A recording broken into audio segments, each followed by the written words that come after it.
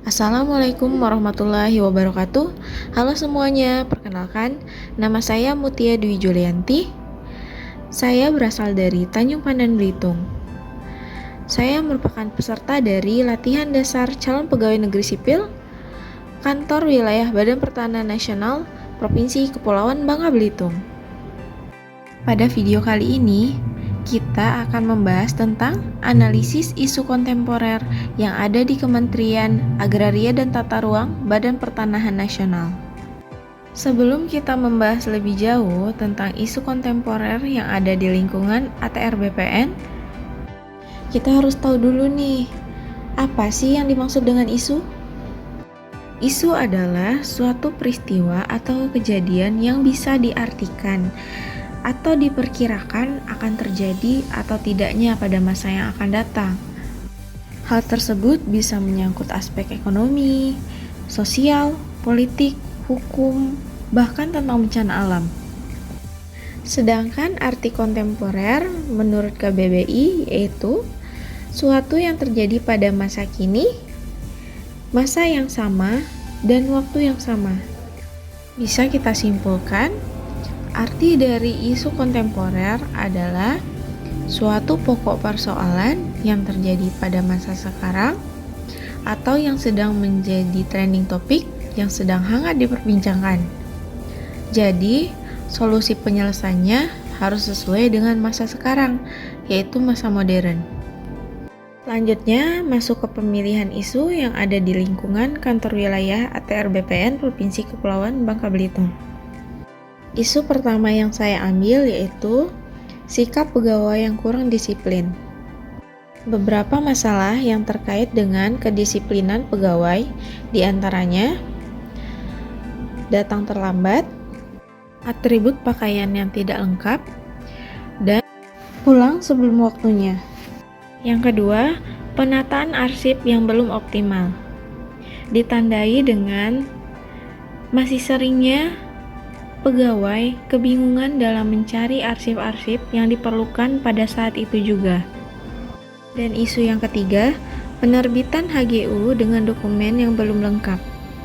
Seringnya ditemukan penerbitan HGU dengan dokumen yang belum lengkap menyebabkan banyak masalah di kemudian hari.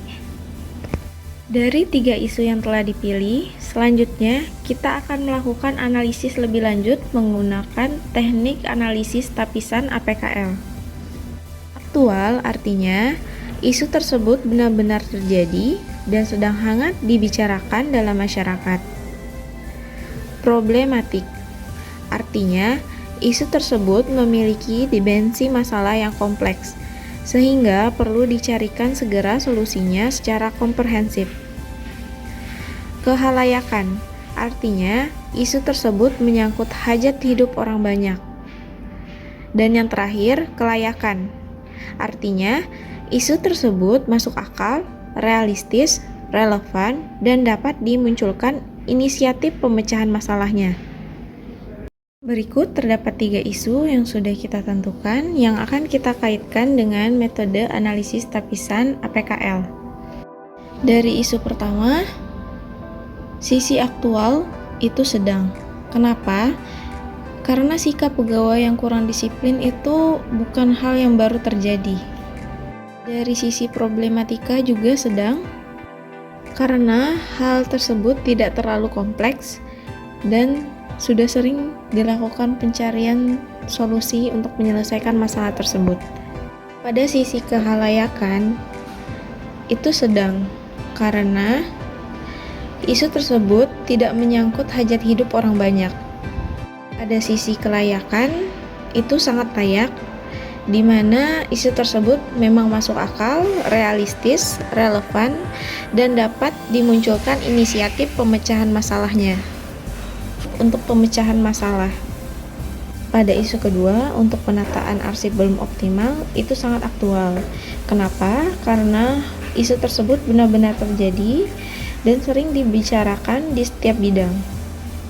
Pada sisi problematika, isu tersebut memiliki dimensi masalah yang memang kompleks karena bisa menimbulkan masalah di kemudian hari dan harus segera dicarikan solusinya. Pada sisi kehalayakan, cukup mencakup hajat hidup orang banyak. Pada sisi kelayakan, isu tersebut memang sangat masuk akal, realistis, relevan, dan dapat dimunculkan inisiatif pemecahan masalahnya. Untuk isu yang ketiga, penerbitan HGU dengan dokumen belum lengkap.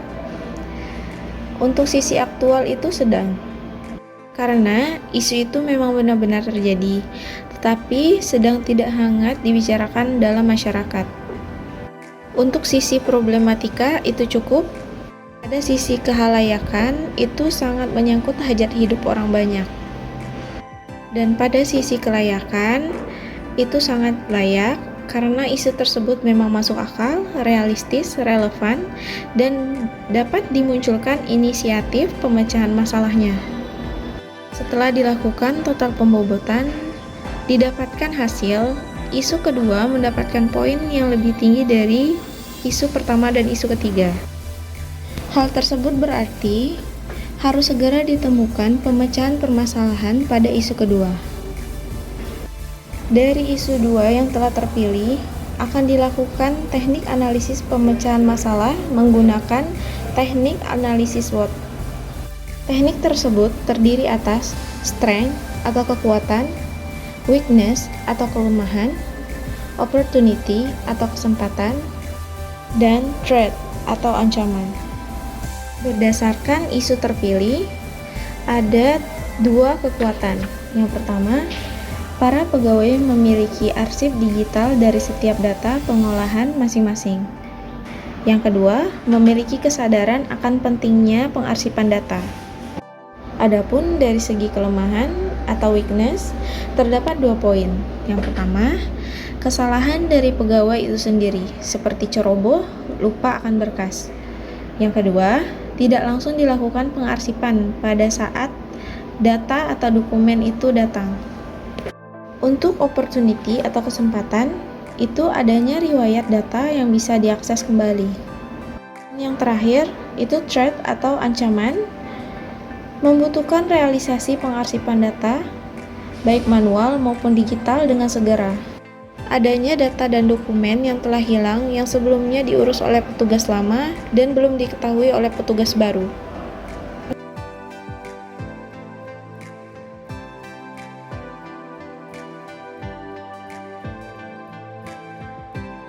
Mengacu dari alternatif strategi tersebut, rencana aksi bela negara terkait dengan isu terpilih yaitu 1.